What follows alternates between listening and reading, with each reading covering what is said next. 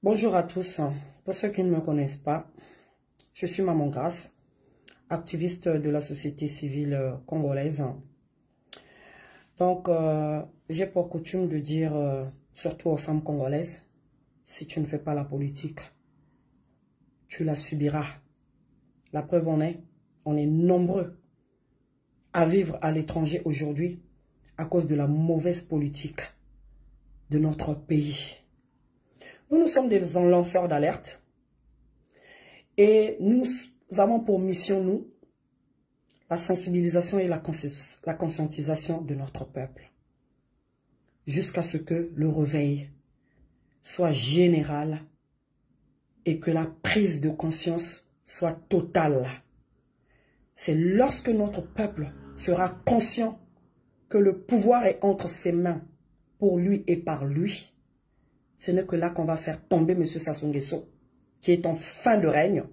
Il n'est pas éternel. Aucune dictature n'est éternelle. Aucune. Les Mobutu sont passés. Les Kadhafi sont passés. Sassou Nguesso aussi passera. Parce qu'il a pris notre pays en otage. Il a pris les ressources du Congo en otage. Il y a eu une fin. Et je viens vous dire à vous tous, la famille Sassou Nguesso, sachez-le. Ce que votre père, votre oncle, votre qui est en train de faire subir aux Congolais, vous allez le payer jusqu'à la 5e génération. Vous allez le payer. Parce que pendant que le peuple congolais est en train de tirer le diable par la queue, vous avez confisqué notre pays, pris notre pays en otage. Vous êtes là en train d'utiliser l'argent du contribuable congolais pour faire la fête. Pour fêter des anniversaires à Dubaï, par-ci, par-là.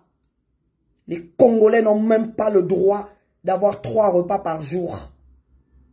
Les Congolais n'ont même pas le droit, la jeunesse congolaise n'a même pas le droit d'étudier dans des conditions décentes l'eau et l'électricité. Malgré tous les booms pétroliers qu'on a eu au Congo. L'eau et l'électricité sont encore de l'or. Vous êtes là, vous ne voulez pas servir le peuple. Vous n'êtes là que pour vous servir. Pour piller, voler. Voler. C'est tout ce qui vous intéresse. Le bien-être du peuple, les problèmes du peuple, ça ne vous regarde pas. Un petit pays de 4 millions d'habitants, le Congo-Brazzaville, hein, avec toutes les ressources qu'on a. Qu'est-ce que les Congolais allaient chercher à l'extérieur? Ah, moi, je n'ai jamais vu de toute ma naissance, depuis ma naissance, de toute mon existence, je n'ai jamais vu un Congolais de Brazzaville mendier. Les Congolais, nous étions un peuple digne, respectueux et respectable. Aujourd'hui, les Congolais sont réduits à la mendicité. Pour travailler, il faut faire partie de leur loge. Les Congolais sont devenus homosexuels. Les Congolaises sont devenues des lesbiennes. On ne connaissait pas ça, hein, nous. Hein? On ne connaissait pas ça. Un petit pays de 4 millions, vous n'êtes même pas capable de le gérer. Et si on vous avait donné la RDC 100 millions d'habitants, on serait tous morts alors. En ce mois dit de la femme, par certains, parce que moi, le mois de la femme, ça n'existe pas. Il y a une journée internationale de lutte pour les droits des femmes. Cette journée-là, le 8 mars, doit interpeller toutes les femmes pour qu'elles s'engagent dans une lutte pour l'émancipation de la femme congolaise. Dans une lutte pour leurs droits. Mais malheureusement, chez moi au Congo-Brazzaville, qu'est-ce qu'on a encore assisté ce mois-ci? Lors de la célébration de la journée du 8 mars, les femmes étaient dans des bars, habillées en pagne. Comme si il n'y a que ce jour-là qui les rappelle qu'elles étaient femmes. La femme mérite respect. La femme congolaise doit être émancipée. Elle doit entreprendre. Elle mérite respect parce qu'elle est la mère de l'humanité et l'avenir de l'homme. Aujourd'hui, la femme congolaise est chosifiée. On vous utilise, on vous manipule comme des petits... on vous manipule comme des choses, comme des objets. Ces mêmes personnes-là qui sont à la base de votre misère, de votre souffrance. Vous n'avez pas de travail, vous n'avez rien, vous êtes là au chômage. On vous utilise comme des objets sexuels. Ces mêmes-là qui sont à la base de votre souffrance, c'est auprès de ces mêmes-là que vous allez vous courber pour quand on vous achète de l'alcool. On vous embrouille dans l'alcool. On vous enferme dans l'alcool, dans la débauche. Mais on ne peut même pas créer des centres de formation pour vous occuper de manière à apprendre un métier. Parce qu'ils ne veulent pas que la femme congolaise soit autonome pour bien la manipuler. Et c'est ce qu'ils font avec la jeunesse congolaise. Pour qu'est-ce qu'ils ne veulent pas créer de l'emploi? Pour pouvoir manipuler ces jeunes-là. Hein? Comme maintenant, là, à l'approche des élections. Et honte à cette dame-là, cette députée-là de Djiri, que vous connaissez tous, le mois dernier qui est allé inaugurer un pont, humiliation.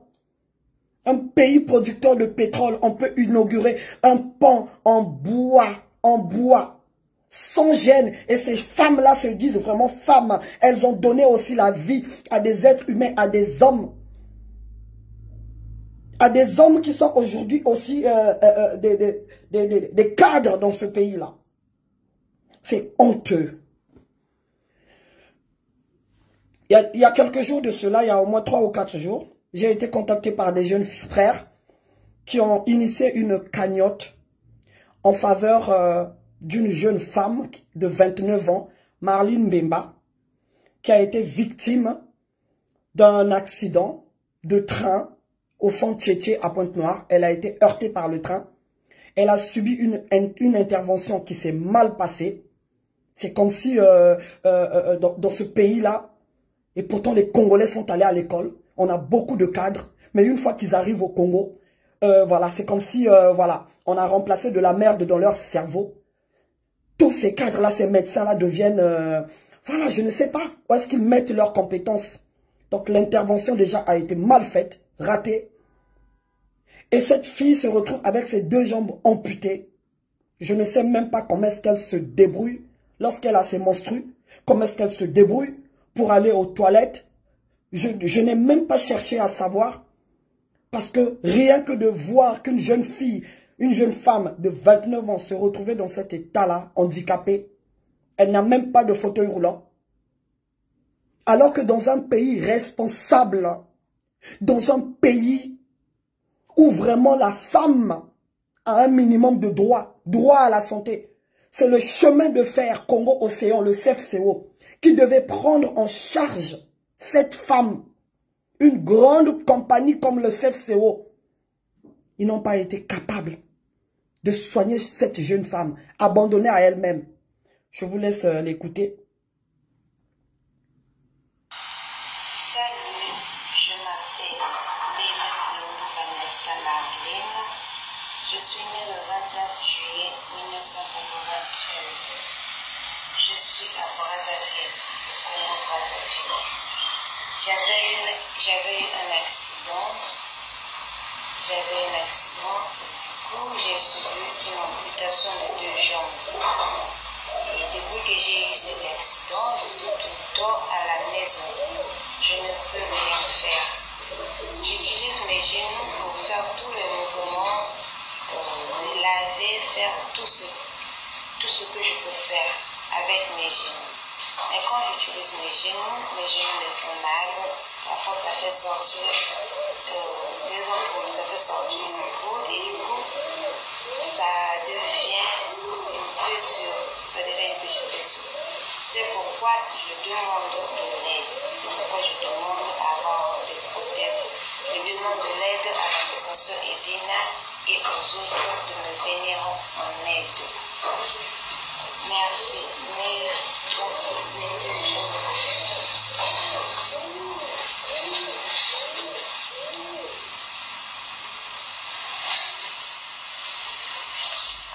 Mon numéro est de plus 242 06 927 94 24.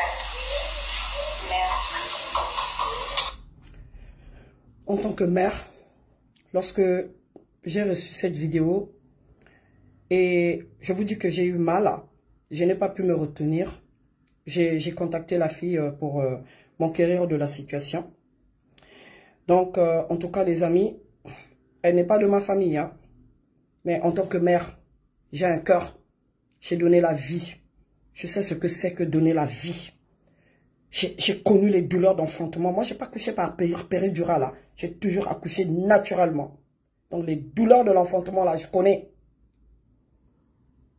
Et dans ce pays-là, le Congo-Brazzaville, là, il y a une soi-disant première dame qui n'est même pas capable de copier ce que sa fille, Olive Kabila, la femme de Kabila, en face, en RDC, l'ancienne première dame de la RDC aujourd'hui, qui a construit un hôpital bien équipé pour que ses compatriotes bénéficient des meilleurs soins.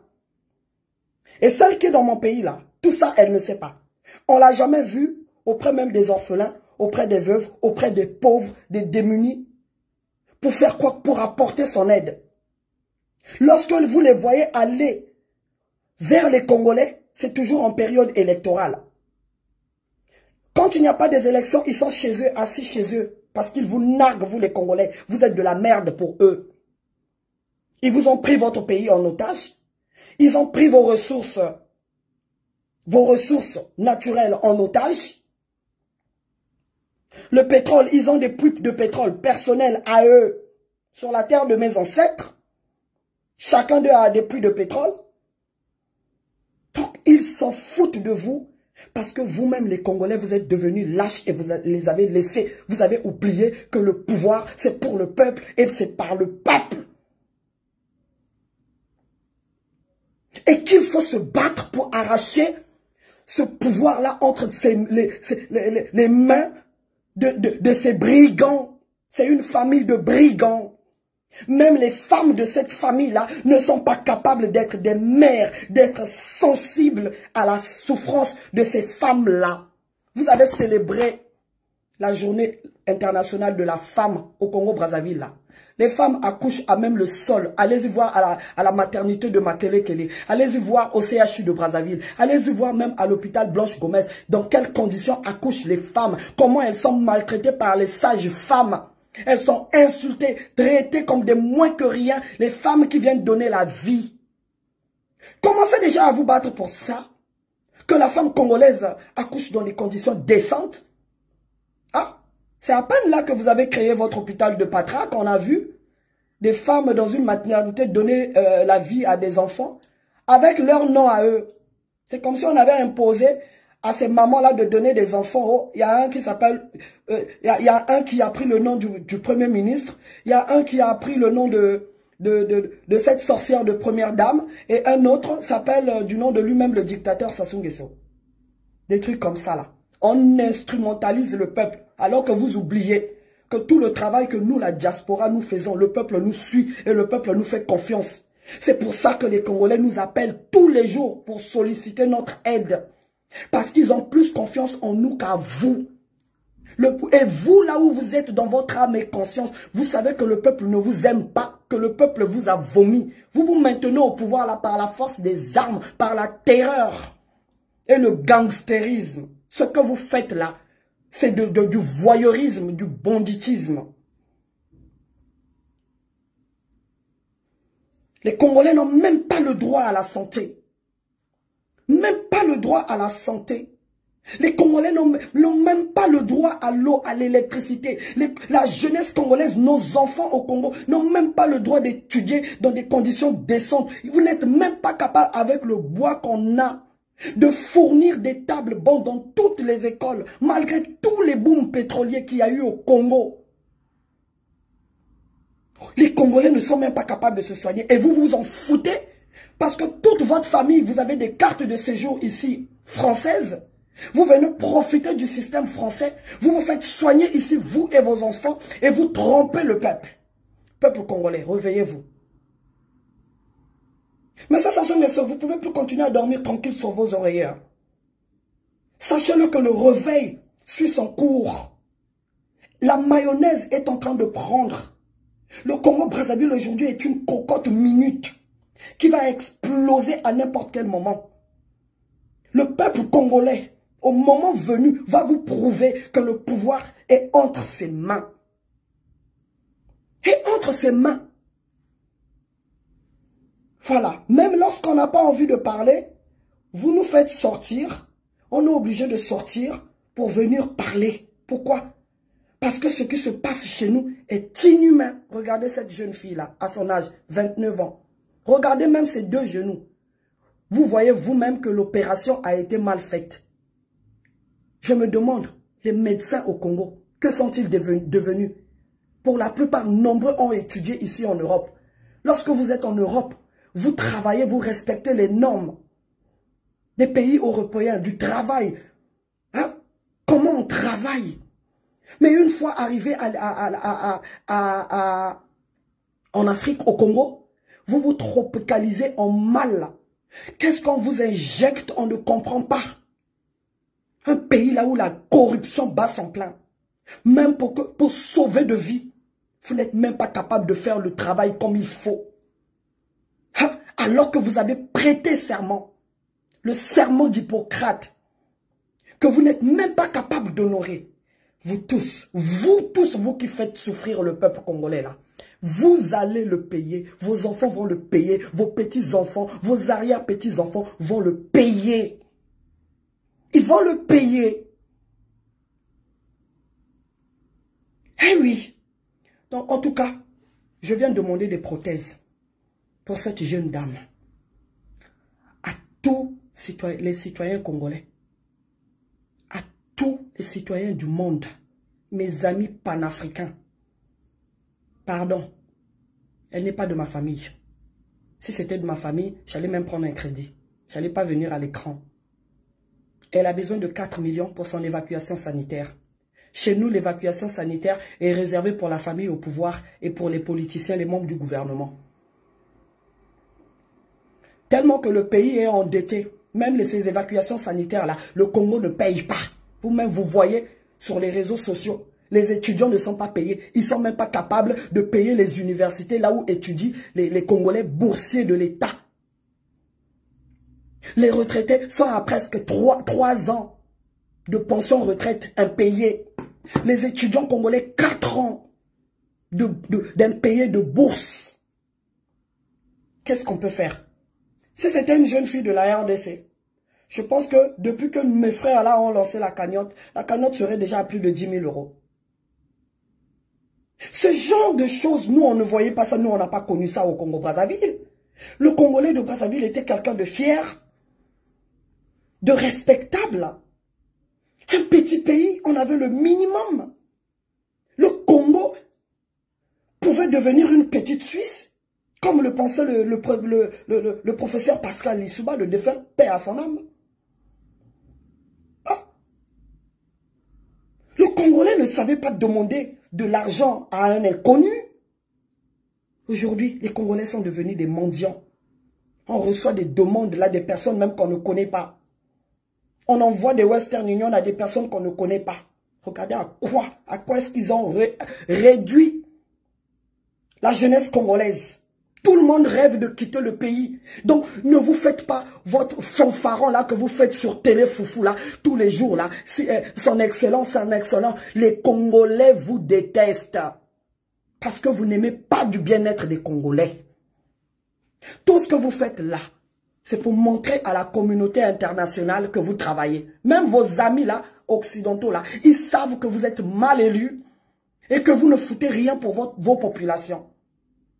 Est-ce qu'on vous a vu là pour les étudiants de l'Ukraine là? Notre pays, qu'est-ce que notre pays a fait? Ah, pour les Congolais, les étudiants congolais de l'Ukraine. Rien de bon, zéro moukaté. Vous êtes là seulement à piller l'argent du trésor public, piller l'argent du contribuable congolais, que vous utilisez pour faire la fête. À Dubaï, vous fêtez des anniversaires. La folie de grandeur avec l'argent du contribuable congolais. Et vous voulez qu'on vous respecte? Vous allez le payer, je te dis, les Sassou et les Nguesso, vous allez le payer jusqu'à la 5e génération. Vous allez le payer. Les larmes des Congolais là, qui sont en train de pleurer tous les jours, hein, à cause de la misère dans laquelle vous avez plongé le Congo, vous allez le payer. Cette jeune dame a besoin, elle a un dossier d'évacuation sanitaire. Moi, je sais que c'est d'avance mort. Parce qu'au Congo, voilà, les évacuations sanitaires, je ne sais même pas qui va lui donner le visa. Le visa est réservé pour la famille au pouvoir et les membres du gouvernement, les directeurs. Donc, une pauvre citoyenne comme ça, là, qui va lui donner le visa. Voilà. Elle a besoin de 4 millions pour espérer avoir des bonnes prothèses qu'on peut mouiller. À Brazzaville, on lui propose des prothèses qui coûtent 1 million 500, mais tu ne peux pas les mouiller. Il ne faut même pas essayer de les mouiller. La fille utilise ses genoux pour marcher, pour se déplacer. Et ça lui provoque des blessures. C'est pour ça l'urgence vraiment, c'est des prothèses. Je lui ai proposé un fauteuil roulant parce que j'ai des fauteuils roulants dans ma cave. Mais je ne vois même pas le fauteuil roulant. Elle va rouler avec où? Dans nos routes là, pleines de sable.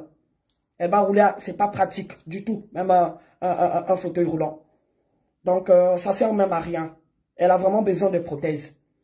Et donc, si nous sommes vraiment, si chacun de nous peut mettre vraiment la main sur son cœur et l'autre main dans sa poche, on peut aider cette fille-là.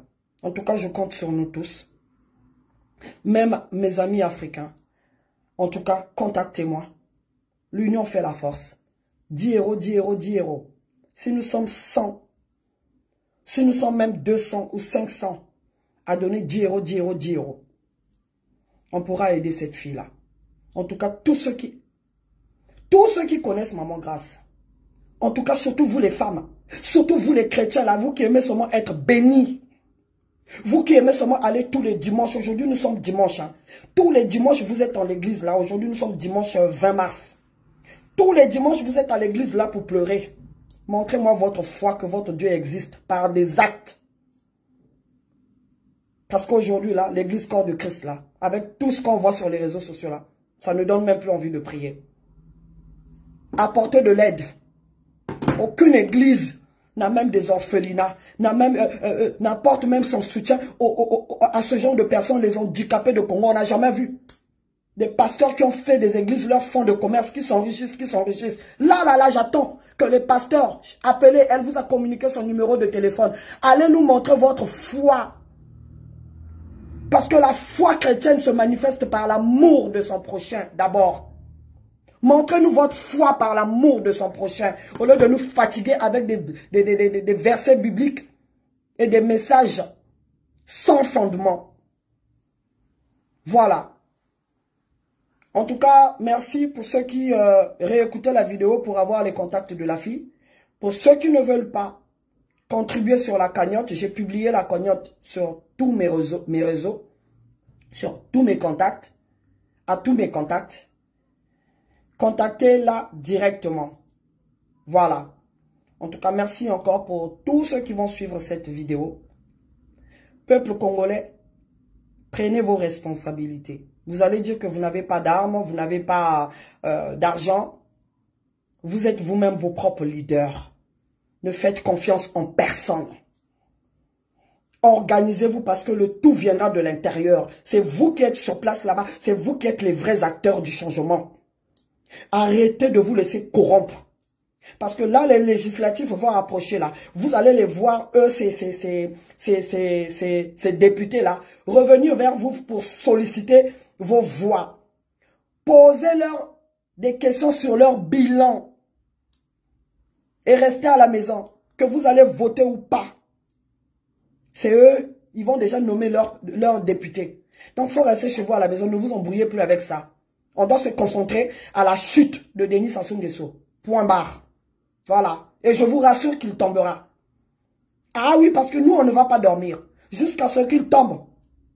C'est là qu'on va reprendre à dormir. En tout cas, merci. La victoire est certaine. Ingeta, Ingeta, Ingeta. Bonne soirée et bonne semaine. Bye bye.